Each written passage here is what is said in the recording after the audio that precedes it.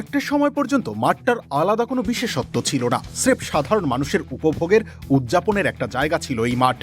যত দিন গড়িয়েছে তত এটা হয়ে উঠেছে অভিজাত, ঠিক যেন রোমান সাম্রাজ্যের কোনো অ্যারেই না।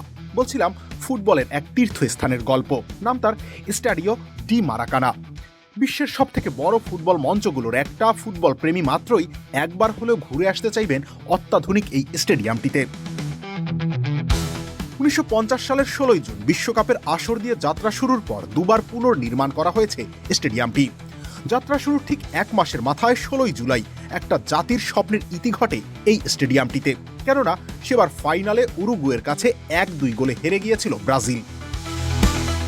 অ্যালসিডেস ঘিগিয়া উরুগুয়ের জন্য তৈরি করেছিলেন এক রূপকথার নাম মারাকানাজো। ব্রাজিলিয়ানদের নিজেদের রক্ত মাংসে তৈরি করা স্টেডিয়ামে উৎসব করে ভিনদেশিরা।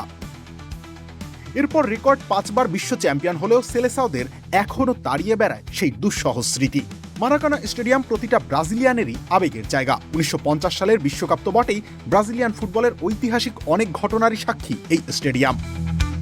পেলের হিসাবে তার ক্যারিয়ারের 1000তম গোলটিও এসেছিল এই মাঠেই। 1969 সালের 19 নভেম্বর ভাস্কো দা গামার বিপক্ষে সান্তোস স্ট্রাইকার মাঠ ভর্তি দর্শকের সামনে এই কীর্তি করেন। আরেক ব্রাজিলীয় কিংবদন্তি গারিঞ্চার খেলাও এই মাঠে দর্শকরা প্রাণ ভরে উপভোগ করেছেন। 2013 কনফেডারেশন কাপের ফাইনালে ব্রাজিলের নতুন প্রজন্মের এক দলের হাতে তৎকালীন বিশ্ব চ্যাম্পিয়ন স্পেনকে বিধ্বস্ত করার ঘটনাটিও ঘটে এখানেই। ব্রাজিল সরকার 1950 সালের আসরটির সুবাদে প্রথম বিশ্বকাপ আয়োজনের দায়িত্ব পাওয়ার পর নতুন একটা স্টেডিয়াম নির্মাণের পরিকল্পনা করে। 7 জন স্থপতির এক দল স্টেডিয়াম নির্মাণের কাজ শুরু করে 1948 সালের 2 আগস্ট।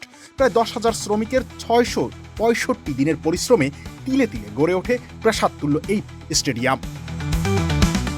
স্টেডিয়ামটির নাম মূলত স্টাডিও ডি জার্নালিস্টা মারিও রড্রিগেজ ফিলহো নামের একজন সাংবাদিক স্টেডিয়ামটির নির্মাণ কাজের জন্য বিশেষ প্রচারণা চালান। তার প্রতি সম্মান দেখাতেই কর্তৃপক্ষ স্টেডিয়ামের এমন নামকরণ করেন। যদিও রিও ডি জেনিরো শহরের উত্তরাঞ্চল দিয়ে প্রবাহিত মারাকানা নদীর সাথে মিলিয়ে স্থানীয় জনসাধারণ এর আদুরে নাম দিয়েছে মারাকানা স্টেডিয়াম। উদ্বোধনের পর ব্রাজিলিয়ান এক পত্রিকা লিখেছিল, আজ ব্রাজিলের আছে বিশ্বের সেরা ও সবচেয়ে বড় স্টেডিয়াম। এটা এমন এক অসাধারণ ব্যবস্থা যেখানে গোটা বিশ্ব একসাথে বসে ফুটবলের বিশালত্ব ও শৌর্য উপভোগ করতে পারবে। শুরুতে মাঠটির ধারণ ক্ষমতা ছিল 1,83,000, কিন্তু 2014 বিশ্বকাপের প্রাক্কালে 2.5 বছর স্টেডিয়ামটি বন্ধ রেখে $60 কোটি ব্যয়ে এর সৌন্দর্য বর্ধনের পর ধারণ ক্ষমতা কমে এসে দাঁড়িয়েছে 73,531 জনে। তাতে বিন্দুমাত্র কমেনি মারাকানার সৌন্দর্য। ফুটবল এক্সপ্লেইনস ব্রাজিল বইটির লেখক মার্কোস গাটারম্যান যথার্থই বলেছেন, আপনি যখন ফুটবল নিয়ে ভাববেন তখন অবশ্যই আপনি মারাকানা নিয়ে ভাবতে বাধ্য। মারাকানাজোর সেই দুঃস্বপ্ন ভাঙার মিশনে 2014 বিশ্বকাপটা শুরু করেছিল ব্রাজিল। স্বপ্ন ছিল এই মারাকানায় বিশ্বকাপের ট্রফি তুলে ধরার। হয়নি, বরং সেমিফাইনালে 7-1 গোলে জার্মানির কাছে বিধ্বস্ত হয়ে বাতাসে মিলিয়ে যায় এই স্বপ্ন। মারাকানা দুঃস্বপ্ন হয়ে আছে লিওনেল মেসিরও।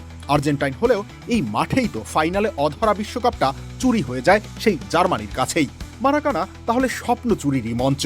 মেসি সেই অধরা ট্রফি ছুঁতে পারলেও দেশের মাটিতে বিশ্বকাপ আর জেতা হয়নি ব্রাজিলের। রবিউল ইসলাম রনি, খেলা 71।